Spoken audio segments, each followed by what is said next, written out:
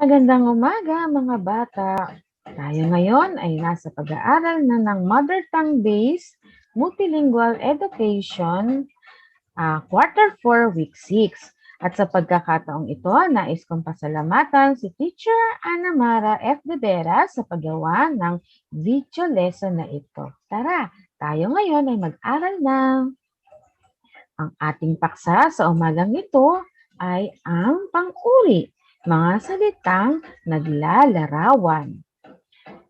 Okay, mga bata, handa na ba tayo? Magbalik-aral muna tayo. Pagtambali ng kahulugan ng tambalang salita. Isulat ang titik ng tamang sagot. Number 1, tengang kawali. Nasaan kaya ang kahulugan nito? Anong titik kaya ito? Tama, ito ay titik B. Ikalawa, butot, balat. Hanapin nga natin. Tama, ito ay titik A, taong payat na payat. Ikatlo, kapit, bisig. Very good. Letter D, nagtutulungan. Ikaapat, hanap buhay. Very good. Trabaho. At number 5, sirang plaka. Isa na lang ang naiwan. Very good. Paulit-ulit. Ngayon mga bata, meron akong katanungan sa inyo. Sino ang kasama ninyo sa bahay? Sino ang naghahanap buhay para sa inyo? Nagtutulong-tulong ba kayo sa mga gawain sa bahay? Ngayon, pakinggan natin ang isang maigsing kwento na aking babasahin. Handa na ba kayo? Okay, pakinggan niyo ito. Ang matulunging pamilya, video ni Robert. Sa isang maliit na barangay, may isang pamilyang hinahangaan ng lahat. Sila Aling Rosa, ang Tommy at ang kanilang mga anak, Ara, Ben at Ana.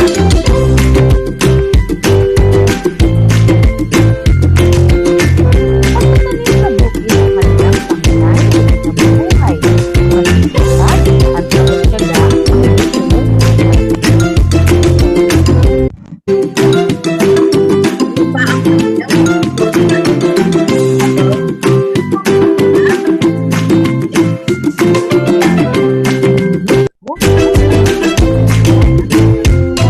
at bukas na inilalagay nila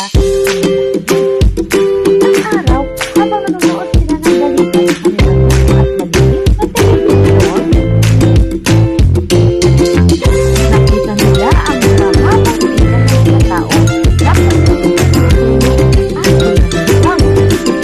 Maramdam ng araw ng mga tao na makaramit ang bulan dahil sa epekto ng pandemya. Dahil dito, nagpasya ang mag-anak na magpagkakasama ng kanilang kaibigan pagkakasigahan ng telefon.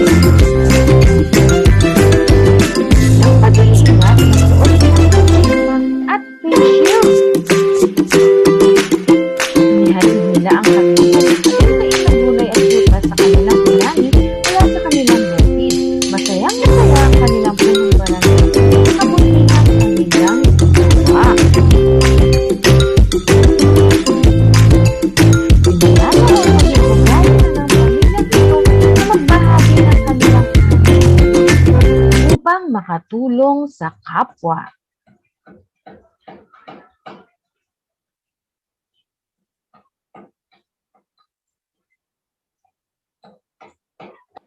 Okay, nagustuhan niyo ba ang kwento? Sige, ngayon naman ay sagutin natin ang mga tanong. Number 1, sino-sino ang pangunahing tauhan sa kwento? Sino sa inyo maaring sumagot? Very good. Si Mang Tony, Aling Rosa, Ara, Ben at Ana. Okay, ikalawang tanong. Ano ang pangunahing ikinabubuhay ng mag-anak? Sige nga. Tama, ang pagtatanim ng gulay at prutas ang pangunahing ikinabubuhay ng pamilya. Number 3, anong hayop ang kanilang nakakatulong sa pagtatrabaho sa bukid? Nakatandaan niyo ba? Tama, ang kanilang alagang kalabaw ang nakakatulong nila sa trabahong bukid. Ika-4, Ano ang magandang katangian na taglay ng mag-anak? Tama, ang magandang katangiang taglay ng mag-anak ay ang pagiging matulungin. Ikalima, anong aral ang iyong natutunan mula sa kwento? Tama, ang kahalagahan ng pagiging matulungin. Ngayong panahon ng pandemya, maaari tayong tumulong sa paraan na kaya nating gawin. Narito basahin natin ang mga salitang ito. Maliit, masipag, matyaga, malusog, matulungin, malaki, luma, mahaba. Yan ay galing sa ating kwento. Ito ay ang mga salitang naglalarawan. Okay, ngayon subukan na natin. Hanapin natin ang salitang naglalarawan sa barangay. Kasi ang sabi, maliit na barangay. Ano kaya ang salitang naglalarawan? Tama, maliit. Ang maliit ang naglalarawan sa barangay. Okay, ikalawa. Nasaan kaya ang salitang naglalarawan dito? Masipag at matyagang pamilya. Tama, masipag at matyaga ang pagsalitang naglalarawan sa pamilya. Ikatlo, malusog at matulunging kalabaw. Nasaan kaya? Tama, malusog at matulungin. Naglalarawan sa kalabaw. Ikaapat, malaking kaing. Tama, malaki ang naglalarawan sa kaing. Okay, ikalima, lumang telebisyon. Tama, luma ang naglalarawan sa telebisyon. Ikaanim, mahabang pila ng mga tao. Mahaba. Okay, pila ng mga tao. Ang mga salitang inilalarawan ay tinatawag nating pangalan. Ito ay tumutukoy sa ngalan ng tao, bagay, tao, hayop, lugar, at pangyayari. Ano naman ang tawag sa salitang naglalarawan? Sige nga, sabihin nyo nga. Ano kaya? Sige nga, sabihin nyo nga. Anong kaya yung naglalarawan? Tama! Ito ay ang salitang pang-uri.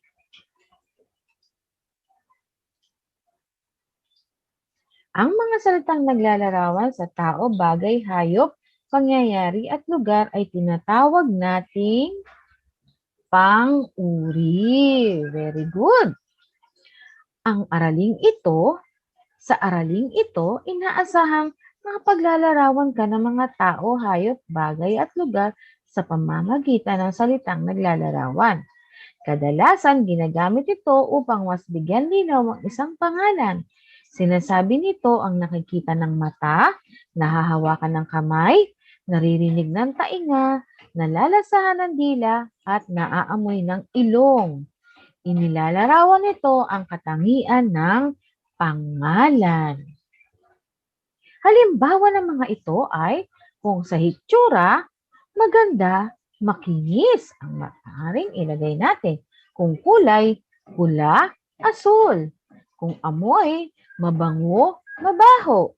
Kung sa laki naman, malaki at maliit. Kung sa hugis, bilog, tatsulok. Kung manlasa, masarap. Kung sa timbang, mabigat at magaan. Ayan ang mga salitang naglalarawan. Okay. Basahin nga natin ulit ito. Maganda, mabango, mahaba, mabigat, dilaw, malaki, mapait. Ang mga yan ay ang mga salitang naglalarawan. O ngayon, ano ang makikita natin sa ibaba? Ilarawan nga natin ito, kayo naman ang sumagot. O ayan, may BTS meal. Paano nyo kaya ilalarawan ito? Sige nga, pakinggan ko kayo. Very good naman. Mas pwedeng masarap o may iba pa kayong mga sinabi. Dito naman, sa mga laruan na ito, ano ang masasabi nyo? Pakinggan ko nga. Tama naman kayo. Very good mga batang grade 1. Napakahusay. Ngayon, meron tayong gawain. Pumili ng wastong salita na maglalarawan sa larawan sa ibaba. Bilugan ng tamang sagot. Sa number 1, paru-paro. Ano kaya ang pwedeng maglarawan dito? Makulay, malaki, malinamnam. Sagutan nyo nga. Tama, pwede. Makulay, ang paru-paro. Number 2, puno. Mataas, maputi, masarap. Ano ang inyong sagot? Mataas. Tama mga bata. Ikatlo, mga candy. Mabaho, matamis, maalat. Ano ang inyong sagot? Tama, matamis. Ikaapat, sa tigre. Masarap, maamo, mabangis. Mabangis. Ikalima, pritong manok. Masarap, bilog, makulay. Masarap. Ngayon, para sa ating ikalawang gawain, isulat sa papel ang salitang naglalarawan. Naglalarawang ginamit sa bawat pangungusap. Number 1, siya ay uminom ng mainit na gatas araw-araw. Mainit. Ikalawa, ang alaga kong aso ay maamo. Maamo. Malawak ang lupain ni Mang Tony. Malawak. Very good. Ang una na gamit niya sa pagtulog ay malambot. Tama, malambot. Ikalima, ang puno ng buko ay mataas. Mataas. Ikatlong gawain, isulat sa patlang ang mga salitang maaring maglarawan sa bawat bilang tulad ng kanilang kulay, hugis, laki at iba pang katangian. Number 1, ang hugis ng bola ay blank. Ano kaya? Pwede, bilog. Very good. Number 2, blank ang lasa ng ampalaya. Mapait. Ikatlo, blank ang kulay ng sapatos. Asul. Ikaapat, blank ang amoy ng sampagita. Mabango. At ikalima, blank tumakbo ang kabayo. Mabilis. Very good mga bata. Palakpakan nyo ang inyong mga sarili. Tandaan natin mga bata, ang pang-uri ay ang tawag sa salitang naglalarawan sa mga ngalan ng tao, bagay, hayop, lugar at pangyayari. At ngayon mga ginagamit din natin ang mga salitang naglalarawan upang mas mabigyang linaw ang isang pangalan.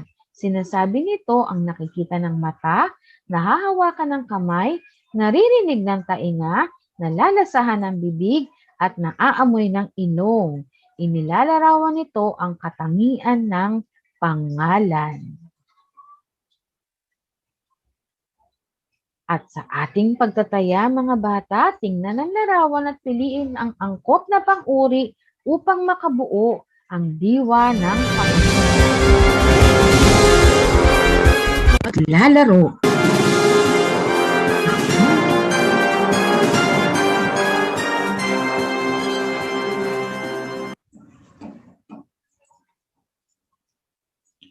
Okay, maglalaro tayo ngayon mga bata, ha?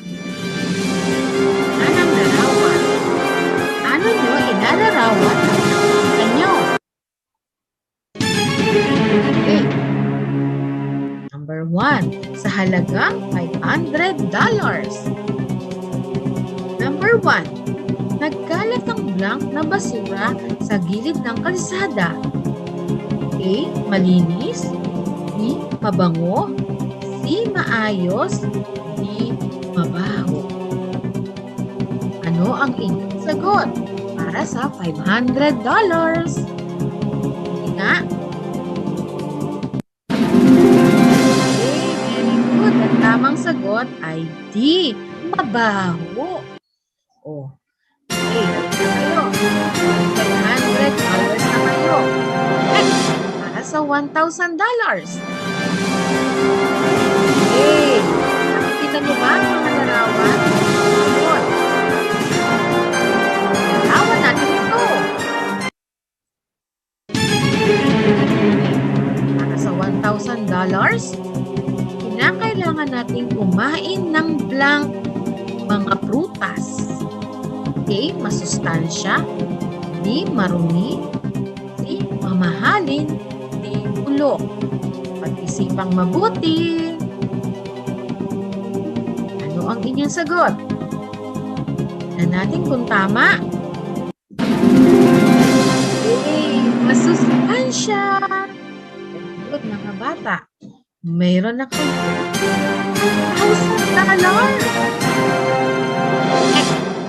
Para sa $2,000 naman. Yan ang larawan. Larawan na natin yan. Ito ang katanungan. Para sa $2,000. Siya ay binigyan ni tatay ng blank na logo. Ano ang inyong sagot? A. Matitibay. B. Mababango. D. Makukulay. D. Maputi. Pag-isipan. Ano ang inyong sagot? Tingnan ko nga kung tama.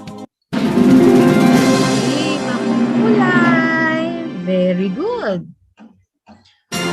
Kayo, $1,000. Next. Ayan. Ating sumunod na larawan. Okay. Para sa ating sagot. Tanong pala. Ang kanyang buhok ay blank. A. Maiksi. B. Kulot. C. Mahaba. D. Kalbo. Sagutan na. Ano ang inyong sagot? Very good. B. Mahaba. Wala pa kayong mali ah. Galing naman. Okay. Ano na tayo? $5,000. Narito ang larawan. Narito ang larawan. Okay, next. Sa katanungan. Okay. Blank bata ang nais matutong magbasa. Binilang niyo ba? A. 2. B. 8. C. 4. D. 6. Sige nga. Ang inyong sagot, anong titik? Oh, pakinggan ko nga. 8. Nanalo ng $5,000 para sa susunod.